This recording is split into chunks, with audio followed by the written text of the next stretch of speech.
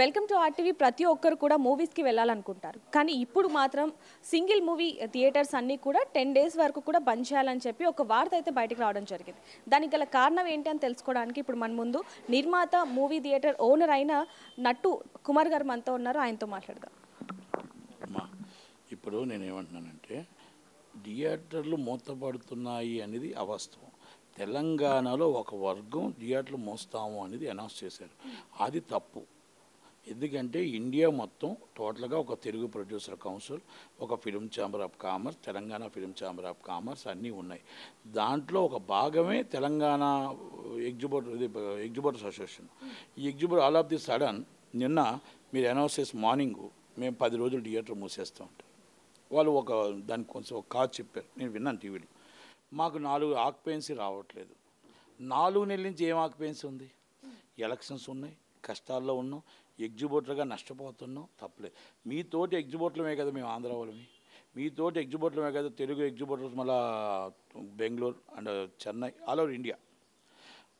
అలాగే మల్టీప్లెక్స్ మనమే కదా, మన మనసులే కదా. మీరు ఒక్కరు థియేటర్లు మూస్తా, అది కూడా 10 రోజులే మూస్తాం అంటున్నారు. అంటే 10 రోజులు అంటే ముహూర్తం ఏమైనా, అంటే మూడవ ఏమైనా ఉందా? కాదు కదా. మళ్ళీ 25కి ఏ సినిమా ఉంది కదా, 25కి ఏ సినిమా, దిల్ రాజు గారి సినిమా ఉంది. నువ్వు 25 థియేటర్ ఓపెన్ అవ్వలేదనుకో, నువ్వు శాశ్వతంగా థియేటర్ మూసుకుంటావు. ఆ భయం అయితే మీకు ఉంది, తప్పులేదు. కనుక 10 రోజుల్లో 17వ తారీఖు నాడు 4 సినిమాలు రిలీజులు ఉన్నాయి. వాళ్ళు ఆల్రెడీ అనౌన్స్ చేశారు, పబ్లిసిటీలు పెట్టారు. కనుక మీరు ఒక పద్ధతి ఏంటంటే 1 month ముందు నోటీస్ ఇచ్చి జాయింట్ కమిటీ మీటింగ్ పెట్టి డిస్ట్రిబ్యూటర్ అండ్ ప్రొడ్యూసర్కి మాకు ఎందుకు మేము ఆపుతున్నాము, దేనివల్ల ఆపుతున్నాము అనేది చెప్పి ముయ్యాలి. ఎందుకంటే అప్పుడు మేము ప్రొడ్యూసర్గా మా కంటెంట్ లోడింగ్ కానీ రిలీజర్ కానీ మేము ఆపుకుంటాం. అలాగే డిస్ట్రిబ్యూటర్గా ఆయన సినిమాలు డబ్బు కట్టడం కానీ డిస్ట్రిబ్యూటర్ ఆపుకుంటాడు. Exhibitor all of the sudden తీసుకోవడానికి నిర్ణయం లేదు. తీసుకుంటే మొత్తం ఇండియా మొత్తం ఒకటే నిర్ణయం తీసుకోవాలి తప్ప లేదు. వ్యక్తిగతంగా ఆ ఏరియా రీజన్ ఏంటంటే ఆ ఏరియాలో ఏవైనా గొడవలు జరిగినా, లేకపోతే అకస్మాత్తుగా ఏదైనా ఒక కర్ఫ్యూ జరిగినా, సంథింగ్ ఇలాంటివైనా ఎమర్జెన్సీ ఉండేటప్పుడు మూసుకోవచ్చు తప్ప మామూలుగా మూయటానికి లేదు. సార్, ఇప్పుడు ఇక్కడ గమనించుకుంటే 10 రోజుల వరకే అన్నారు. మరి 10 రోజుల తర్వాత యథావిధిగా నడుస్తుంది అంటారా? అదే కదా, మరి దిల్ రాజు గారి థియేటర్ ఉంది కదా, దిల్ రాజు గారి సినిమా పెద్ద సినిమాలకి మాత్రమే ఈ విధంగా లేకుండా చిన్న సినిమాలకు మాత్రమే ఈ విధంగా ఇవ్వడం ఎంతవరకు కరెక్ట్ అంటారు? 4 నెలల నుంచి నష్టపోతున్నాం. 4 నెలల నుంచి థియేటర్లో కలెక్షన్స్ లేవు. ఇప్పుడు ఏమైనా షోలు వేస్తున్నామా? ఇప్పుడు కూడా ఒక షో పడితే 3 షోలు పడట్లేదు. అదే కష్టాల్లో ఉన్నాం మనం. ఆ 4 నెలలు ముందు మూసేసి ఉంటే అందరం బాగున్నాం. 4 నెలల ముందు ముయ్యినప్పుడు జూన్ 26 దాకా మూసేద్దాం. ఇప్పుడున్న పరిస్థితి 25కి ఉంటుంది కదా, 31కి ఉంటుంది కదా, మళ్ళీ జూన్ 7కి ఉంటుంది కదా, జూన్ 14కి ఉంటుంది కదా, 21కి ఉంటుంది కదా. వాళ్ళు అలాంటప్పుడు జూన్ 26ని ఓపెన్ చేద్దాం. ఎందుకంటే కల్కి ఉంది కదా, అప్పుడు ఓపెన్ చేసేద్దాం. మళ్ళీ మూసేద్దాం. అయిపోయిన తర్వాత మళ్ళీ పుష్పకు ఓపెన్ చేద్దాం. పుష్ప అయిపోయిన తర్వాత ఓజీకి ఓపెన్ చేద్దాం. ఓజీ అయిపోయిన తర్వాత ఏం చేద్దాం అంటే దేవరాకు ఓపెన్ చేద్దాం. అది అయిపోయిన డైరెక్ట్ పండగకు ఓపెన్ చేద్దాం. అంటే మనం అందరం ఏం చేద్దాం అంటే పెద్ద సినిమాలకు మాత్రమే ఒక బోర్డు పెడదాం. చిన్న సినిమాలన్నీ ఓటీటీలో పెట్టుకొని మీరు ఎక్కడైనా పెట్టుకోండి అని చెప్దాం. చెప్పి మనం ఏం చేద్దాం, ఏం సంకేతం ఇస్తున్నామంటే మీరు ఓటీటీలకి ఆధారపడండి, మా సింగిల్ స్క్రీన్స్ మేము మూసేసుకుంటాం అనేదా మీరు సంకేతం ఇస్తున్నారు. అంటే పెద్ద సినిమాలో లాభం వస్తాయి, చిన్న సినిమాలో యావరేజ్ వస్తుంది. ఇవన్నీ ప్రాబ్లమ్స్ ఉన్నాయి, మనం ఎదుర్కోవాలి. 4 నెలల నుంచి నష్టాల్లో ఉన్నాం వాస్తవమే. కానీ మీరు ఎవరికి చెప్పకుండా, ఆంధ్ర అసోసియేషన్కి కానీ తెలంగాణ సీడెడ్ అసోసియేషన్కి కానీ మీరు చెప్పకుండా, మీరు ఛాంబర్కి చెప్పకుండా, మీరు కౌన్సిల్కి చెప్పకుండా ఇలా నైట్ సడన్గా థియేటర్ మూసేయడం అనేది, ఇప్పుడు రేపు 17 4 సినిమాలు రిలీజ్ ఉన్నాయి. వాళ్ళకి నష్టమే కదా. వాళ్ళు నష్టపెట్టడం అనేది మీకు తప్పు. కాబట్టి దయచేసి ఇమీడియట్లీ మీరు థియేటర్ ఓపెన్ చేయండి.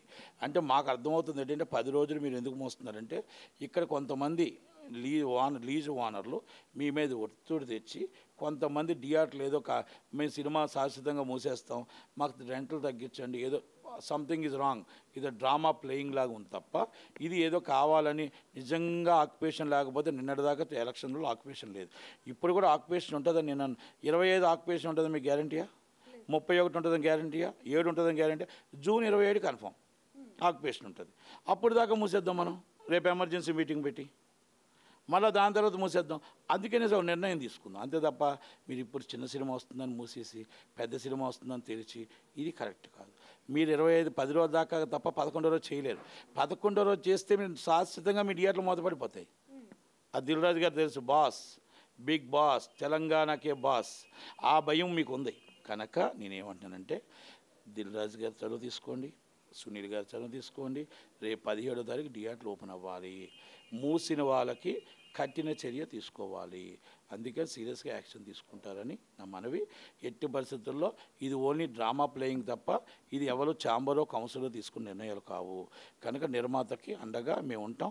ప్రొడ్యూసర్ కౌన్సిల్ జాయింట్ సెక్రటరీగా ఎట్టి పరిస్థితుల్లో నిర్మాత వైపే మేము ఉంటాం. అలాగే డిస్ట్రిబ్యూటర్ వైపు ఉంటాం. ఎగ్జిబ్యూటర్ కూడా మా మనిషే. కానీ ఆల్ ఆఫ్ ది ఒక్క నిర్ణయం తీసుకునేది కాదు. ఇది అందరం కలిపి కూర్చొని మనం జాయింట్ యాక్షన్ కమిటీ తీసుకోవాల్సిన నిర్ణయం తప్ప మీరు ఒక్కలో తీసుకుంటే ఇది కరెక్ట్ కాదు. 1 month ముందు నోటీస్ ఇవ్వాల్సి ఉండదు. మీరు నోటీస్ ఇవ్వకుండా రాత్రి మీ థియేటర్ మోస్తానంటే ఎల్లుండి నుంచి ఇది కరెక్ట్ కాదు అనేది మా విన్నపం. సార్, ఒకప్పుడు గతంలో చూసుకుంటే 100 రోజులు 150 రోజులు అలా సినిమాలు నడిచేవి. కానీ ఇప్పుడు పెద్ద సినిమాల కంటే చిన్న సినిమాలే ఎక్కువగా హిట్ అవుతూ ఉన్నాయి. దానికి గల కారణం ఏంటంటారు? చిన్న సినిమాలు బాగా తీస్తున్నారు, శ్రద్ధతో తీస్తున్నారు. డైరెక్టర్ అనేది కొంచెం ప్రెజర్ లేకుండా తీస్తున్నారు.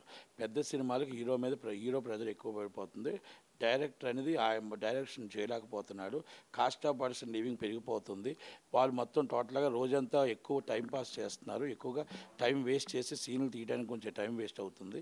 దాని వాళ్ళ చార్టర్ ఫ్లైట్ల మీద ఉన్న అంత ఆలోచన, ఇంకోటి ఆలోచన, ఒక కారణం మీద ఉన్న ఆలోచన సబ్జెక్ట్ మీద ఉండట్లేదు.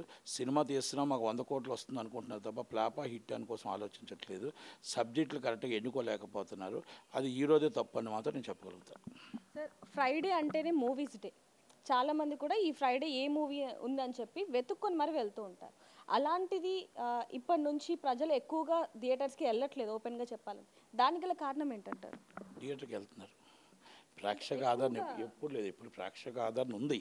ఒకప్పుడు కంటే ఇప్పుడు తగ్గిందని చెప్పుకోవచ్చు కదా సార్. మనం ఏం చేస్తామంటే కాస్ట్ ఆఫ్ ప్రొడక్షన్ పెరుగుతుంది. అక్కడి నుంచి టికెట్ రేట్ పెంచుతున్నాం. ప్రేక్షకుడికి వచ్చే జీతం ఎంత, పప్పుల రేట్లు ఎంత, ఉప్పుల రేట్లు ఎంత, డీజిల్ రేట్లు ఎంత, పెట్రోల్ రేట్లు ఎంత, వాళ్ళకు కాస్ట్ ఆఫ్ ప్రొడక్షన్ ఎంత పెరుగుతుంది, వాళ్ళకు వచ్చే రెంట్ ఎంత, జీతం ఎంత, వాళ్ళు వారానికి ఒక సినిమా చూడగల కెపాసిటీ నెలకు సినిమా చూడాల్సిన పరిస్థితికి వస్తుంది. ఆ సాధారణ ప్రేక్షకుడికి మన టికెట్ రేట్ 400 రూపాయలు ఇవ్వడం కరెక్టా, 500 రూపాయలు ఇవ్వడం కరెక్టా, మనం 150 రూపాయలు ఇవ్వడం కరెక్టా? మనం 150 రూపాయలు ఇవ్వాలి అంటే కాస్ట్ ఆఫ్ ప్రొడక్షన్ తగ్గించాలి, మనం రెమ్యునరేషన్స్ తగ్గించాలి.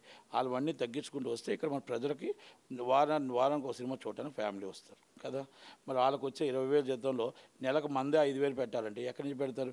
సినీ ప్రేక్షకుడు ఉన్నాడు, కానీ రేట్ల వల్ల సినీ ప్రేక్షకుడు మనకు దూరం అవుతున్నాడు. వాళ్ళకు వచ్చే రెంట్ల వల్ల, ఇక్కడ ఉన్న ఖర్చుల వల్ల, దానివల్ల సినీ ప్రేక్షకుడు దూరం అవుతున్నాడు. కనుక దగ్గర తెచ్చుకోవాలంటే మనం ఏం చేయాలి? మనం రేటు తగ్గించుకుంటూ, కాస్ట్ ఆఫ్ ప్రొడక్షన్ తగ్గించుకుంటూ, వేస్టేజ్ తగ్గించుకుంటూ చేయాలి.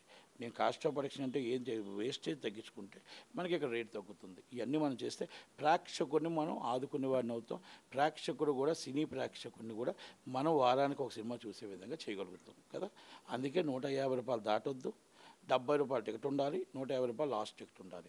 అంతే తప్ప మీరు 500 రూపాయల టికెట్ పెట్టి 380, 430 పెట్టడం అనేది కరెక్ట్ కాదు. ఆ రోజు పిచ్చితో సినిమా, హీరో పిచ్చితో సినిమా చూస్తాడు. సాయంత్రం వెళ్ళేటప్పటికి భార్యకు ఫుడ్ ఉండదు, లేకపోతే ఆ నెలలో ఏదో ఒక బండి లేక బస్కి వెళ్ళాల్సి వస్తుంది. మనం కసితో సినిమా చూస్తే మన అభిమానే దూరం అవుతున్నాడు. మన అభిమానికి ఇంట్లో ఇబ్బంది అవుతుంది. ఆ బాధను మనం అర్థం చేసుకోవాలనేదే ఆ హీరోలకి నా విన్నపం. మరిన్ని వీడియోస్ కోసం ఛానల్ ని సబ్స్క్రైబ్ చేయండి. లేటెస్ట్ అప్డేట్స్ కోసం వాట్సాప్ ఛానల్ ని ఫాలో చేయండి. అండ్ లింక్ డిస్క్రిప్షన్ లో ఉంది.